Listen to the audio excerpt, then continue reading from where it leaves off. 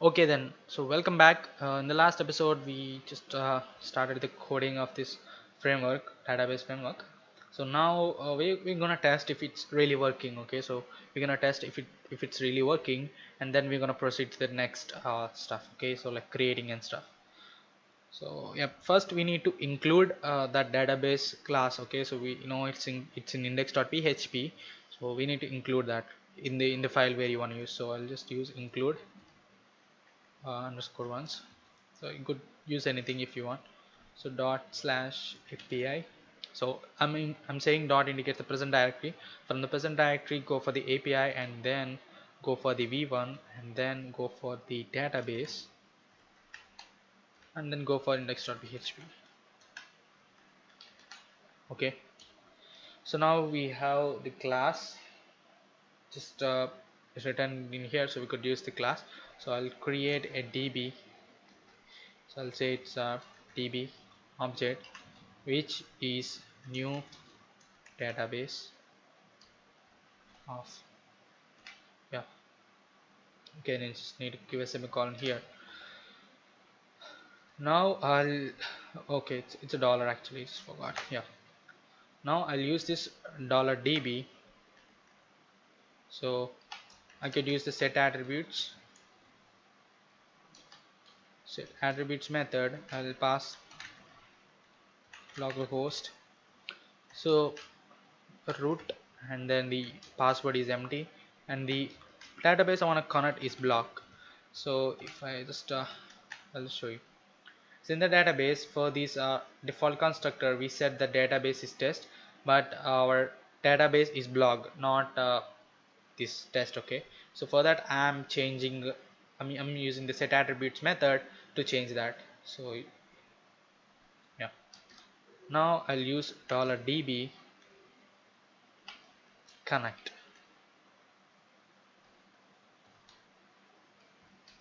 Okay, so to make sure if it's connected or not, I'll use another. Okay, I'll directly use the if option, so we could do that. If connect, I'll say echo done. Okay, so let's go to browser, and yeah, here in this place, so you could see done, which indicates we have successfully connected to the database. So if it's returning the right output, okay, that's fine. So now let's use this next you know the read simple method for this. Okay, so $db hyphen read simple. Yeah, so what do we need to pass? We need to pass the table name first. So earlier we wrote a query, so okay, it's like a blog underscore user, so I'll use this. So first query, first one is the blog underscore users, and the next one is okay, so the next one is like column name, so I'll use the symbol asterisk, and then so we could also apply these default values if you like, but I just want to ignore, so I'll just do one is equal to 1, so I'll just use that. Okay, so now we'll get a result object, so I'll just see if dollar result. Okay, so there is something in my result, I'm gonna echo here. Okay, it's better, done.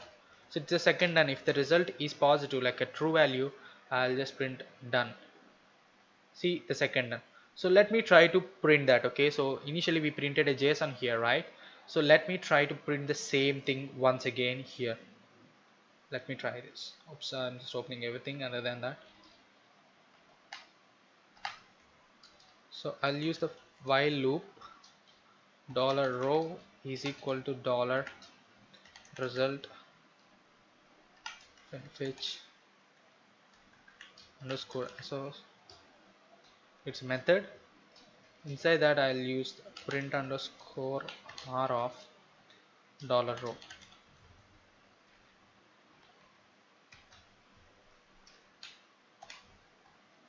Okay, so earlier you see that UID username blah blah stuff, so something similar has to be done, right? There we go.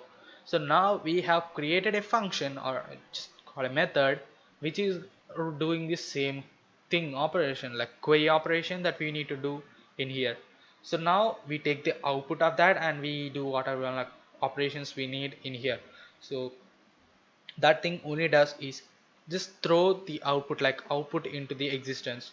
So as I said, instead of throwing the MySQL object, we could throw only the array out of this one. So it's easier to handle MySQL objects rather than normal. So that's up to you. So I'll just leave it here. So I'll just handle this stuff outside. So instead of here, so it'll be little easier because I know the MySQL objects. So I'll use that. So now let's create another function to insert the data. Okay, function insert simple.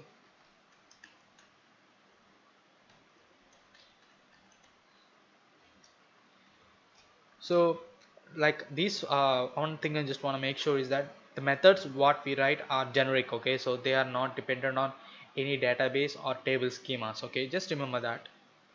Just want to make sure table name comma dollar columns names comma dollar values. So insert, it's a simple statement, right? I'll just do it. Insert into the table name. So and here are the optional column names, and sorry, so guys, if I just write some spell mistakes, just ignore them. Okay, it doesn't matter in the comments, right? Okay, so and then we'll have a keyword called values, and here we'll pass have the values or values, and finally the semicolon, right? So that's how the SQL statement of insertion. So first thing first, okay, so we'll write the same thing here, bring it down just like that. So it'll do the same thing. So first we need to check if the database is connected, all this will return, and then we'll change this. Okay, insert into here it should be the table name, and this time no from, only just space, and then we'll have the column names. So the either you could pass the column names or you could leave them empty if you want to pass all the stuff. Okay, and then value. Okay, let's say it's values, and where will be converted to values.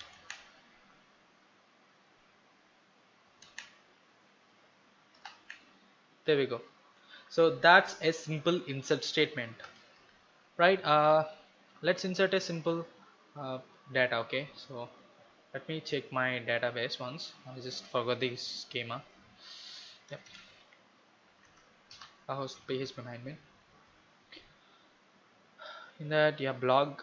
Uh, okay, blog users. There you go. So UID is this unique one, and you got the username. So it says admin moderator user. So I'll create another, another one.